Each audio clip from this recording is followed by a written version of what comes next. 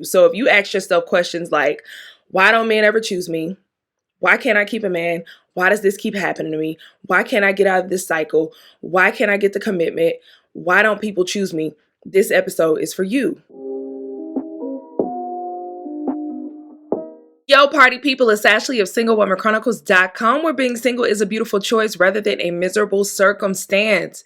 And today is a topic that I kind of was a little nervous to talk about, only because, the title is going to not probably, the title is going to already trigger the destitute, living in their mother's basement, high value, low value man. Just because anytime you talk about losing a man or keeping a man or something involving a man, of course, the dusties come out. The dusties appear. Like, they pop out immediately when you talk about them, when you talk about that kind of thing, because they love to try to rub in a single woman's face. Oh, that's why you can't keep a man. Oh, that's why XYZ. Is just like, give it a rest, honey. Give it a rest. But today was one of those days where, as a podcaster, as a blogger, as a social media person, you have to keep up with the trends and the SEO and the XYZ. But today was a topic that I really wanted to speak from my heart, because I feel like those days when I really speak from my heart and I'm not trying to follow the trends or the gimmicks, those are the days that hit. Those are the episodes where it's like, yo, that helped me. So that's why I wanted to discuss this topic, because it came up. It made me think about it when I heard this radio segment of a young lady who called in one of these radio stations, and she was basically like, hey, y'all, I don't know why I can't keep a man. I can get one, but I can't keep one. And it made me think about a conversation I had with a friend years ago in our 20s. And she was the girl who always had a boyfriend. And she was like, Ash, I always got a boyfriend, but I can't keep him. And so that made me laugh. But then I really thought about it and was just like, dang, what is that about? Like, what's going on with her and I? Because for me, I was stuck in this very vicious, toxic cycle where I would literally meet a guy. I would like him very much, very fast. We would have sex. Then I would get very anxious, do self-sabotaging things, push him away.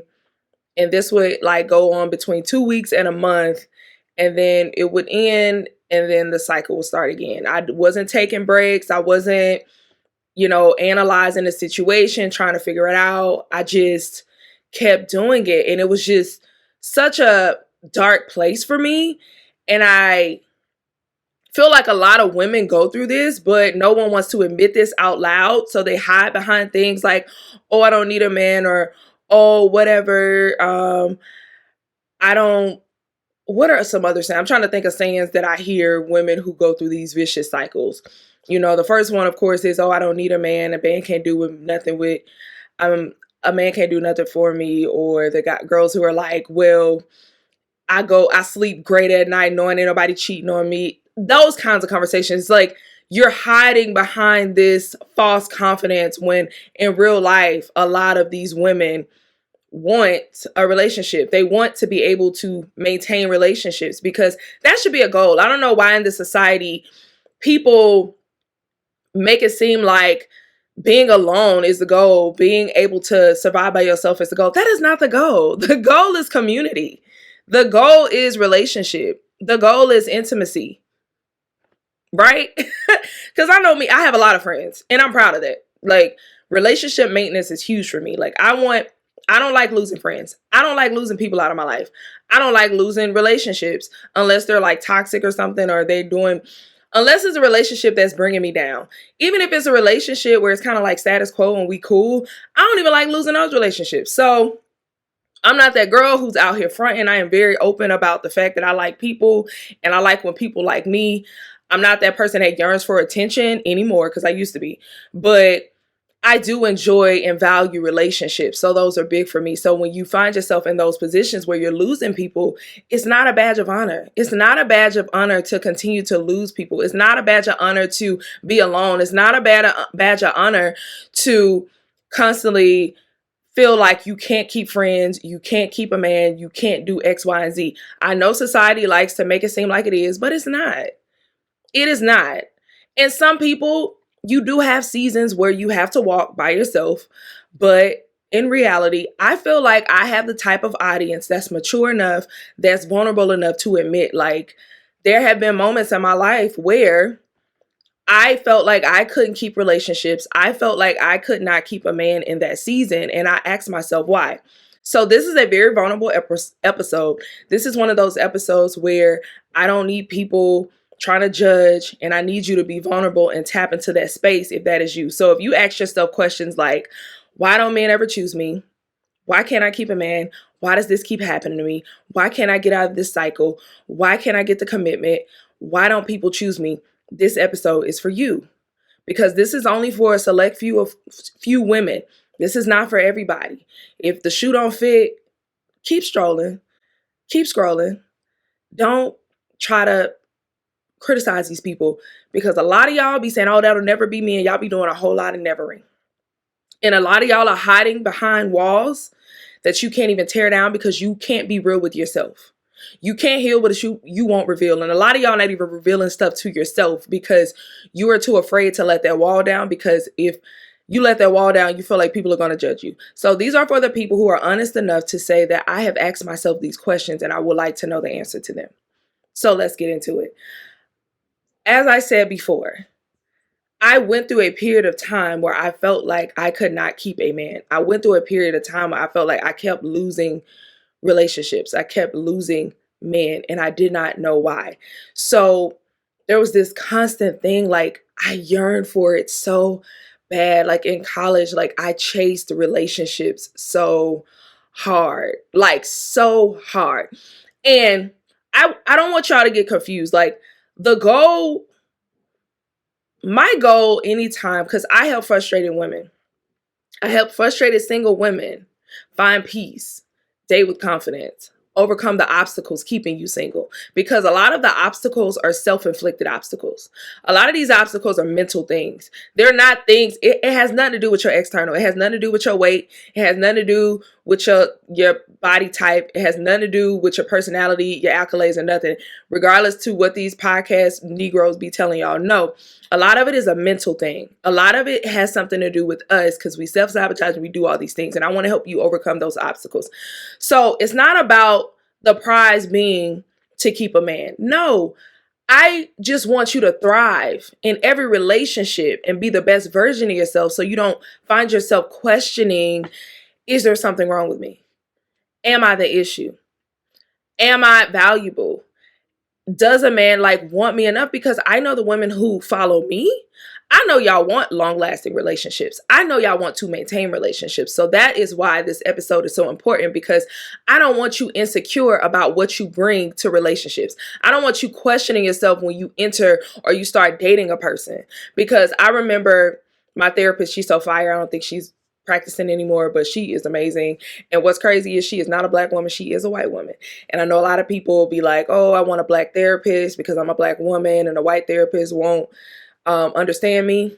Listen, I support everybody black, but at the same time, sometimes that woman that just so happens to be white, she might connect to you too, because that's was mine. But I remember she was telling me, like, you are very high in worth when you're alone, but you question your value.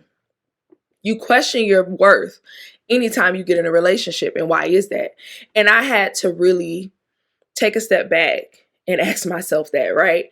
So let's go back to the full journey. For anyone who knows, I grew up without a father. So growing up without a father already, you have the stereotypes of, oh, women without dads, they got daddy issues, they don't function properly, et cetera, et cetera. Baby, I'm so healed. Like when I tell you, baby, I'm so healed, like I have overcome that, but I had to work through that. So there was a point in my life where I did chase men because I never experienced that love. But I was never validated as a child. As a child, I was never validated. Even by my mom, I wasn't validated. But I don't blame her because she was never validated. So she didn't know. She was in survival mode. She's young. By 21, she had 2 kids. She was in survival mode. She didn't have those skills. My mom was the youngest of 13 kids. She was barely raised. So it's like, I understand that, right? But because I wasn't validated, because nobody told me I was worthy, told me I was beautiful, told me I was enough in the home, I was looking for it outside the home. What's crazy is I constantly had people outside of my home telling me, oh, you're pretty, oh, you're smart, oh, you're this. But at the same time, I still had those conflicting things because I was bullied in elementary school. I was bullied in middle school. I didn't really start to catch my swag until I moved to Atlanta at 14 and started getting attention. So for a long time, I questioned my value and I questioned my worth. So going into relationships, because I needed that validation so much, I always questioned, am I good enough for this person to choose me? Because I wasn't good enough to find that value in myself and validate myself because no one taught me that. That is a skill. We don't talk about that enough. We don't talk about how validating yourself, knowing your worth, knowing how amazing you are is a skill that needs to be built at home first. And it needs to be built from when you are a toddler. Like, I see these videos now because mental health is more at the forefront of, especially now in the Black community. You see these videos of, fathers and mothers letting their kids, like their young kids, 3, 4, 5 years old, making them recite affirmations at 3, 4, 5 years old, like I am beautiful, I am smart, I am powerful, those types of things. They seem cliche, but they matter. Because what happens is when you don't get that stuff, because all of how we operate as adults, especially in relationships, it comes from childhood. It comes from how we were raised. It comes from how we viewed relationships. So I didn't get that as a child, so I didn't have the skill to validate myself. I did not develop that skill until I was in my late 20s on how to validate myself, how to know I'm beautiful. I always tell y'all, like, looking back at the pictures where I felt the least in self-esteem, I was freaking gorgeous, but I didn't have that power because no one told me, and I didn't believe it. Even when people told me I was, I did not believe it. And until you believe it, it don't matter what other people say. So you have to find yourself. You have to find yourself finding yourself valuable. You have to find yourself finding yourself beautiful. You have to find yourself finding yourself enough in these relationships. And it always sounds cliche, but it is real.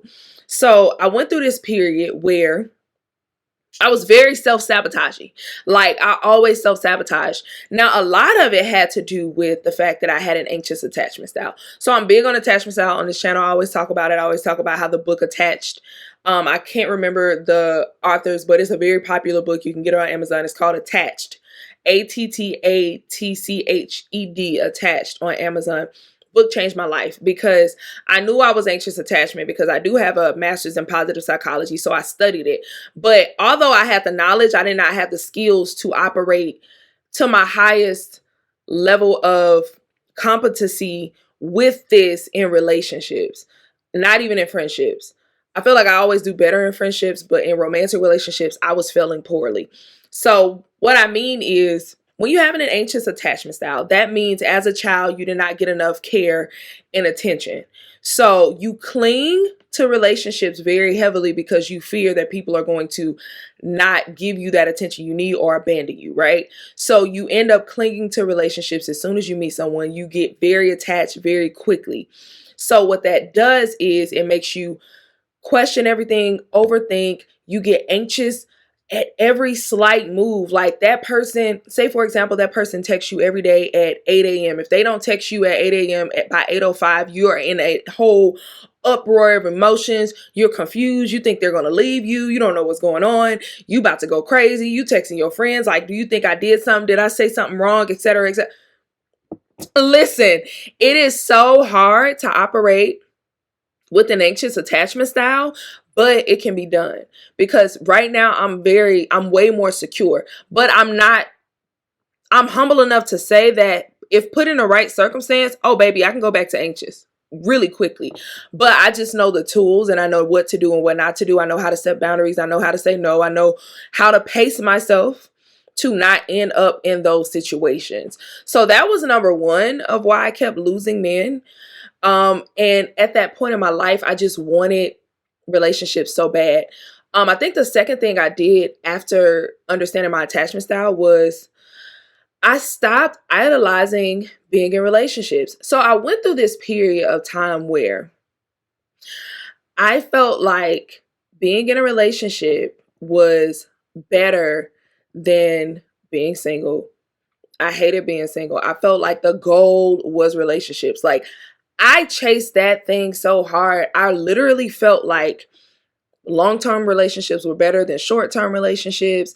People who are in relationships are always going to be happier than people who are out of relationships. Like I really had that belief. And it was so bad. Like I would just chase every dude. Like every single dude I met, I would latch on to him. Every single dude I met who was decent, I would latch on to him. I would, have sex really quickly. That's how I ended up celibate, child, because I was like, this has got to give. This is crazy. But but I just really had that belief that relationships are better. So I had to stop idolizing relationships. I idolize relationships so heavy. And I think that's why now I'm in this space where I don't idolize marriage. I want marriage, but I don't idolize it. At a point I did. I know like in my late 20s, I definitely idolized marriage. I felt like being married was the goal. Being married was the prize. But I think now I want it, but I don't feel like it's necessarily the prize. Now, if I don't get married, I would be sad. But at the same time, like, I'm not going to die. Like, if that makes sense. But it's like, I had to remove it off of the pedestal because I put it on this pedestal. So what ended up happening was at some point, because I kept going through this vicious cycle of losing men, I told myself the next guy who wants to be in a real relationship with me, I'm going to say yes. I don't care how toe up he is. I'm just going to say yes because I'm tired of being single and I have to prove it to myself that I can be in a relationship and that I can keep a man. Because again, I needed external circumstances to validate something that I couldn't validate in myself. So in myself, my brain was telling me like, you can't keep a man. So in order to prove yourself wrong, in order to prove to everybody else was a nobody, child, because wasn't nobody judging me or watching me that hard, right? And if there were people, who cares? It was really something I was trying to prove to myself that I could keep a man. So I said the next person, I'm just going to say yes. And that's how I ended up in the worst relationship I ever been in, because I was just like, I don't care how toe up he is, I'm going to say yes. And that's what I did. And I told myself, because I had never been in a relationship longer than 3 months, that I have to stay in this relationship for at least a year. And I stayed in that toxic relationship for a year. And I'm telling y'all, I'm not kidding y'all. After like a year and 3 weeks, I ended it with him because I did it. I was like, well, I did this for a year. But at the same time, it wasn't that easy to like walk away from him because I was very attached to him. We had like this crazy emotional roller coaster going on. So you already know that's very addictive. And I had to pray my way out of that relationship, like literally pray my way out of it. So, but at the same time, I know a part of me was counting like, okay, I know in the past I was unable to get past this certain time frame. So now I have to get past this certain time frame. And I did. And I was like, okay, cool. I can do it now. Like, it was a little bit easier after that. But in a relationship, I was getting cheated on. I was getting emotionally abused. I was getting used and taken advantage of. Like, it was just a lot going on. And I stayed just because I was trying to prove to myself that I could. So it was like that validation that was needed. Also idolizing relationships, right? The other thing was I put so much pressure on myself to feel like I could keep a man longer than a certain period of time. Every dude I talked to, like, I would time it. Like, it was really bad. I can't explain it, but I'll try to give you an example. Like, anytime I started talking to a dude, I would really be counting calendar days because I was stuck in this cycle where I couldn't get past a month after a while. So I'm just like, oh, I gotta count this. Like, okay, that one lasted 27 days. Okay, ooh, that one lasted 32 days. Ooh, that one lasted 62 days. Like, it was really bad. I had this infatuation because, again, I was trying to prove to myself that I could do it. I could keep a guy. It's not me, because if I proved that I could, then that meant that it wasn't me. But honestly, it wasn't me. It was my beliefs. It was how I saw myself. Because I saw myself lower in value, because I didn't know if people actually liked me, I constantly questioned myself.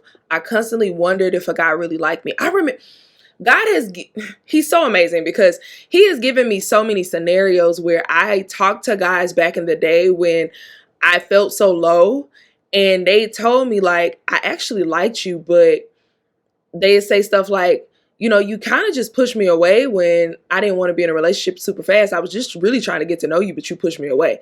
And it was just that I felt like if a guy didn't want to be in a relationship with me after 2 days of meeting, like, what was like, what's going on? I don't understand. But I think that happens a lot when women are. I just had this conversation with a friend yesterday. There's a lot of overcorrecting going on right now in society.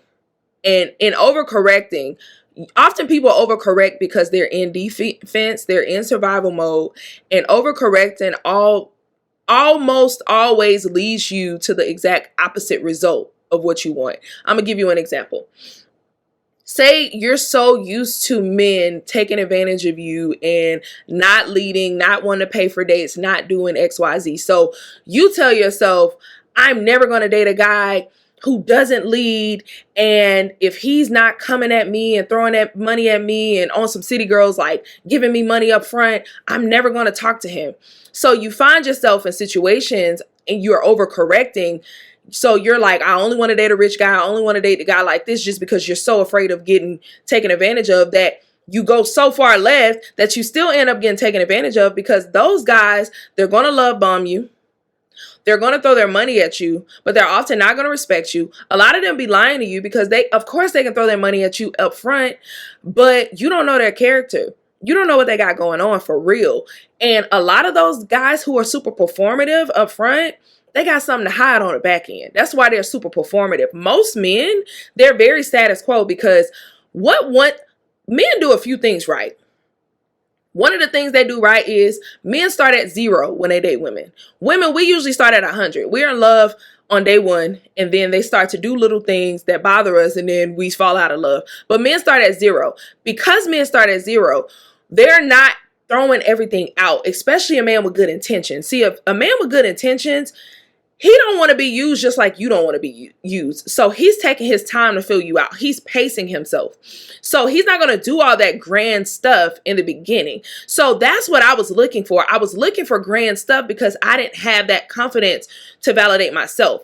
So that was another reason, like, I kept going for the wrong types of guys, because I was looking for those grand gestures, and dudes who give grand gestures up front are narcissists, are manipulative. These are guys who really don't have good character. So they lead with their money. They lead with their love bombing because they don't have nothing else to offer. Okay. So I just had really bad taste. So it wasn't me. It was just how I looked at myself, how I viewed myself, how I dated. It was really bad. But eventually, in my late 20s, when I really started to do the hard work, which, y'all, that hard work still working, okay? It happened in layers, because healed is never a finish line. We're going to always be healing for the rest of our life, right? But it's about progress. It's about progression. Like, I do this less. I don't do that no more at all. Like, it's certain parts. So one of the biggest breakthroughs is now when I date people, I don't count. I don't count how long I'm talking to this person. I don't do whatever. 2, when stuff don't work out, I don't question myself. I don't say, why didn't he choose me? Why didn't he fight for me? I'd be like, oh, okay, wasn't meant. Moving on. Like, I don't question me.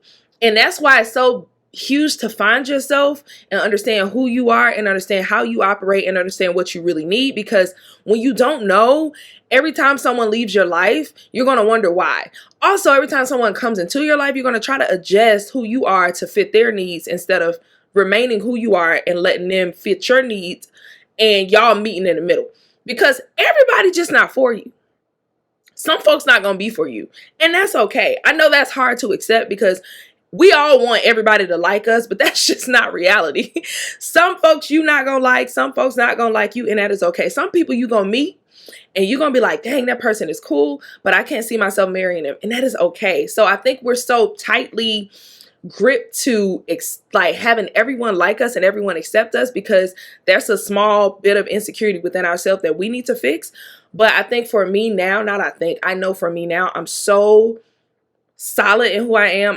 I'm so educated in who I am that stuff just doesn't bother me. So I stopped losing men when I found myself because now I understand where all of that dating cycle crap came from, that toxicity came from, that choosing from the bottom of the barrel came from, that settling came from. Like, I understand it and I get it. I understand what I need. I understand a certain level of attention that I need. So if someone comes in my life and they don't fit it, I'm okay with that. So nowadays, I don't lose men.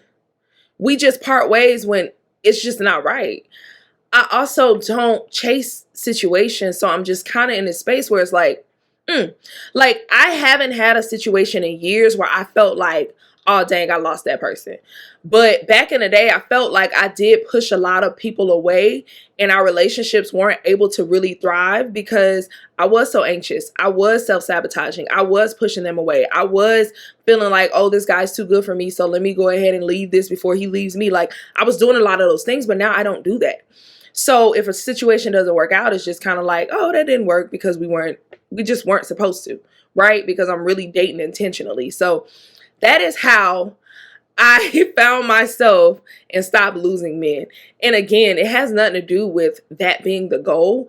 It's just more so a place of peace. Because again, I want to help y'all overcome the obstacles that I overcame that were keeping me single. Right now, I confidently believe, because y'all, sometimes I be talking to my friends and I'll be talking to other women. Sometimes we do be a little insane. Like, I don't like to agree with men on stuff like that when they be calling women crazy or like too extra or they're like tripping. But sometimes we do be tripping. Because I be talking to my friends and the stuff they be saying and asking for, I be like, what are you saying right now? Like, what's going on? And so me, I'm just very logical. And I also like pace myself and I understand what I want and I understand what I need. And I understand that those needs and those wants are not crazy. Like, they're not irrational. They're not coming from an overcorrection. They're really coming from a place of, I'm at peace. I'm confident.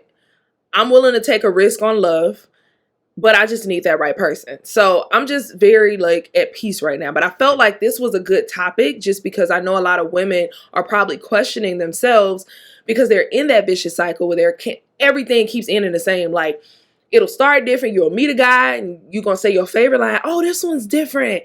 He's XYZ.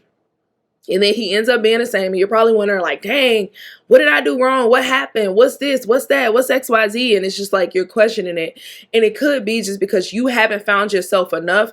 You haven't validated yourself enough. You haven't done enough of that self-work. And I hate that because I hate when people say, love yourself and love will find you. Shut up. Sometimes you love yourself. You done the work. You just waiting. And that's okay. But for those women who are in that place where you're questioning like, dang, why is it never me? And all of that stuff like that, that has a lot to do with how you see yourself. If you're valuing yourself, and most likely you're not, and you don't know yourself enough to recognize it. And it's probably a blind spot. So I just want to open you up to, okay, let's see the bigger picture. Is there a blind spot? Is there something you missing? Is it that you might listen to this episode and be like, dang, my stuff do kind of be ending the same all the time. You know what I mean? So hopefully, again, this helps. And I look forward to the comments. If you do want to connect with me, because I do offer coaching and I love helping you recognize what your blind spots are so you can thrive, go ahead and hit me up, info@singlewomanchronicles.com, so I can help you through this, because I do want you to overcome the obstacles keeping you single and also overcome the obstacles that are keeping you miserable in your singleness, because sometimes being single is not bad or doesn't suck. I think a lot of people look at it like, oh, it sucks. I'm miserable. This is like awful. How do I find that peace? I can definitely help you find that because I had to do that. I had to be in this space. It took me a long time to be where I am right now. a long time. So I want to help you overcome that. So hit me up if you want some coaching. I do have something coming up. I'm so excited about it. I don't even want to tell y'all because I don't want nobody to steal my idea. So I'm probably just going to drop it and then just let y'all know. But y'all look out for it. But it's just going to be helping us to be better in our single season and just to be better at resetting. Because I think too many times, sometimes we get exhausted out here in these dating streets because we don't do enough resetting. We don't do enough analyzation. Either we out here, we dating, and then we quit and we're like, I'm over it. This sucks. And there's an in-between. So I'm excited to release that. But in the meantime, like, comment, share, comment. Oh, I did just say comment. Subscribe. That's what I meant to say. Like, comment, share, subscribe. If you're listening on Apple or Spotify or Amazon, be sure to give me 5 stars. If you ain't gonna give me 5 stars, don't give me no stars at all. I'm just saying, don't be messing up my star because you having a bad day. Because I know me, if I don't like something enough to give it 5 stars, I just won't rate it. So that's just where I'm at. But all right, y'all. Till next time. Bye.